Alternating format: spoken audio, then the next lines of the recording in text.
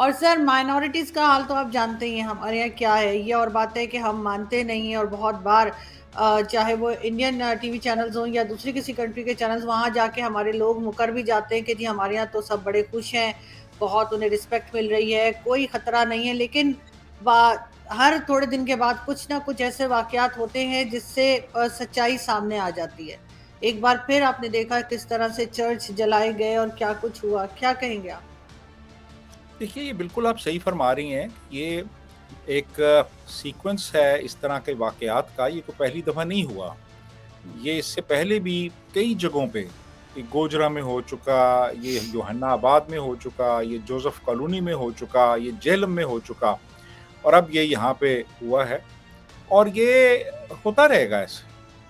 कि जब तक के हमारी जो हुकूमत है, बल्कि हुकूमत नहीं कहूँगा, मैं कहूँगा जो फ़ैसला साज़ क़ुव्वतें हैं, हम्म। जब तक वो ये डिसाइड नहीं करती कि उन्होंने इस अफ़रीद को ख़त्म करना है, उस वक़्त तक ये सिलसिला चलता रहेगा। अब क्या हुआ है कि वो एक वाक़या हुआ है, उसमें बहुत से चर्च जला दिए गए हैं, मुख्तलिफ़ एस्टिमेट्स आ रहे हैं, 17 चर्च, 22 या 24 और बहुत से घरों को जला दिया गया है और घरों का सामान गरीब लोगों का वो जला दिया गया, लूट लिया गया, बिजली के मीटर, सुई गैस के मीटर तोड़ दिए गए जाके वहाँ पे, ये सब कुछ हुआ। तो अब क्या हुआ है जी कि बयानात आ गए हैं, हमारे जो हमारी सियासी क़यादत की तरफ से बयानात आए हैं, हमारी फ़ौजी क़यादत की तरफ से बयानात आए हैं और उसके बाद फिर एक इंटरफ़ेथ हार्मनी नाम का एक ड्रामा है, जो कि रचाया जाता है, वो भी रचाया गया।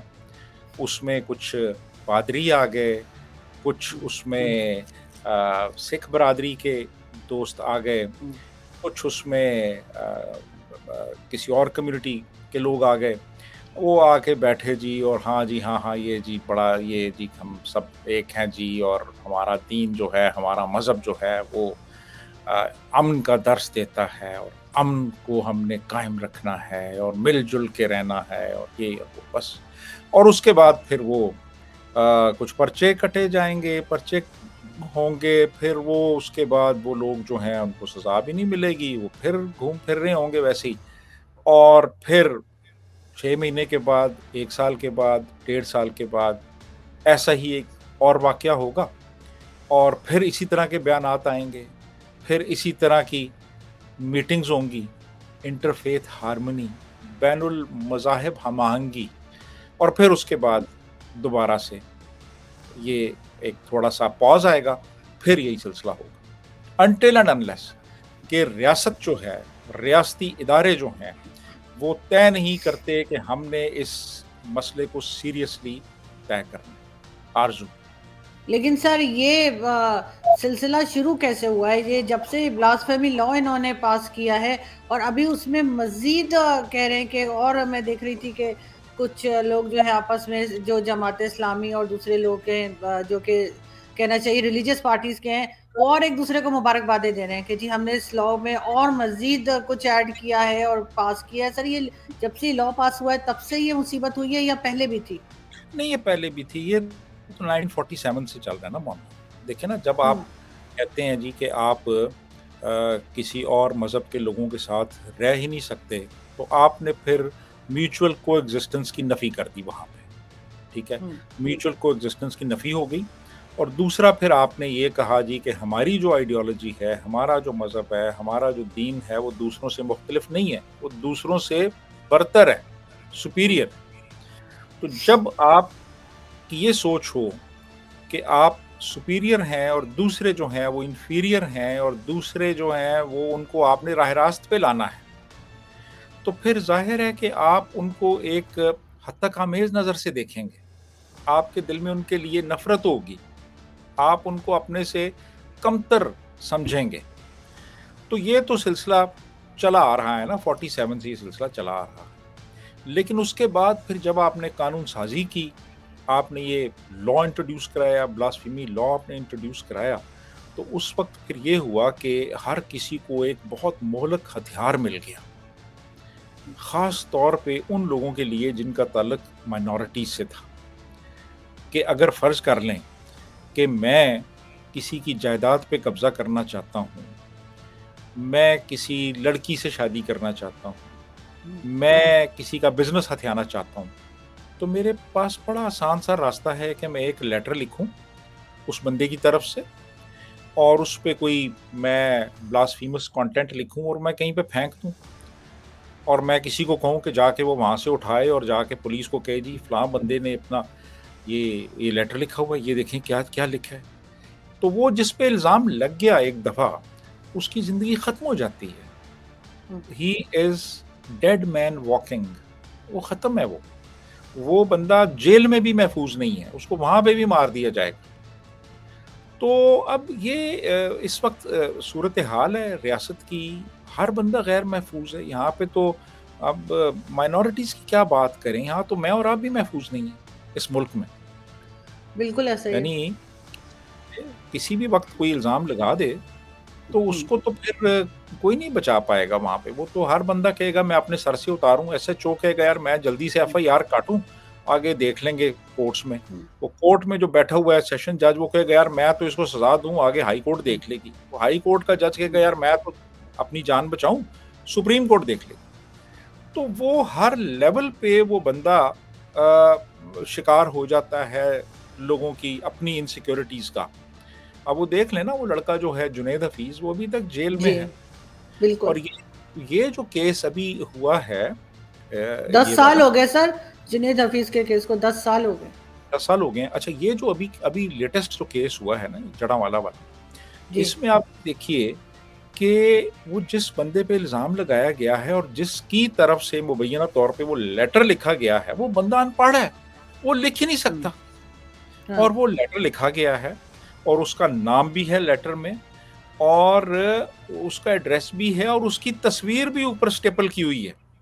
हुँ, यानी आप खुद सोचें कि जिस मुल्क के अंदर 1.6% क्रिश्चियंस हों, यानी 2% भी नहीं है, यानी हुँ, वहाँ पे 98 साढ़े 98% से आप इस किस्म की शरारत करने का सोच भी सकते हैं। सोच सकते हैं आप कि हुँ। आप उनके साथ ये करेंगे, जो आपको कच्चा खा जाएँगे।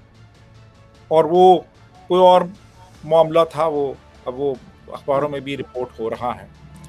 तो कहने का मतलब ये है कि हमने तो ज़िंदगी अजीरन बना दी है, अपनी भी और ख़ास तौर पे माइनॉरिटीज़ की भी। माइनॉरिटीज़ तो लेकिन बहुत सर और भी तो इस्लामिक कंट्रीज़ हैं, कहीं पर हमने ये तमाशा नहीं देखा, कहीं पे इस तरह से ज़ुल्म होते नहीं देखा जो पाकिस्तान में होता है। तो आखिर हमें ये क्या प्रॉब्लम है? बाकी इस्लामिक कंट्रीज़ जो हैं, कहीं ज़्यादा आप खुद जानते हैं ओआईसी में कितनी कंट्रीज़ हैं, तो वहाँ कहीं ऐसा नहीं होता। सिर्फ़ और सिर्फ़ ये वाला प्रॉब्लम सिर्फ़ पाकिस्तान के अंदर ही है। उसकी क्या देखिए, वजह है? उसकी वजह ये है कि वो तमाम कंट्रीज़ जो हैं, वो वक़्त के साथ चल रहे हैं। उन्होंने महसूस कर लिया है कि हमें मॉडर्न वर्ल्ड के साथ मॉडर्न वैल्यूज़ अडॉप्ट करनी है, हमें आगे की तरफ जाना है, हमें पीछे नहीं जाना। हम अभी तक पीछे अटके हुए हैं। दूसरा हमारी पार्लियामेंट को जब और कोई लेजिस्लेशन के लिए कोई सब्जेक्ट मिलता नहीं है, तो वो जनाब एक कोई इस्लामी किसी इश्यू को लेके उस पे वो कानून साज़ी कर देते हैं। अब ये जो अभी की गई है कानून साज़ी जिसमें वो सज़ा बढ़ा के 10 साल कर दी गई है जी, सहाबा के बारे में अगर कोई कुछ कहेगा। अब ये ख़ास इसमें एक कम्युनिटी को टारगेट किया जाएगा और ये चूँकि ये लोग और तो नहीं चलें जी और कुछ हो नहीं रहा, तो चलें ऐसे करते हैं जी दाता दरबार के ऊपर चादरें डालने का और देगें चढ़ाने का जो मामला है, ये ओवरसीज़ पाकिस्तानीज़ के लिए एक एप्लीकेशन बना देते हैं जी, कि मोबाइल के ऊपर ही वो देगें चढ़ा दें, मोबाइल के ऊपर ही वो क्लिक करें और वो वहाँ से चादर चढ़ा दें। दुनिया इस वक़्त चाँद को मुसख़्ख़र कर रही है, हुँ, दुनिया क्वांटम कंप्यूटर्स बना रही है। ये कौम को कह रहे हैं चादरें चढ़ाएँ, ये हमने एप्लीकेशन बनाई है आपके लिए, हुँ। देगें चढ़ा दें आप। अच्छा और यानी कोई सब्सटेंटिव काम जब नहीं होता तो फिर आप इसी किस्म के काम करेंगे ना, फिर तो आप यही कुछ करेंगे। फिर तो आप इस तरह के कवानीन बनाएँगे और ये आपके नज़दीक आपकी परफ़ॉर्मेंस होगी। आप you will play sir over public sentiments.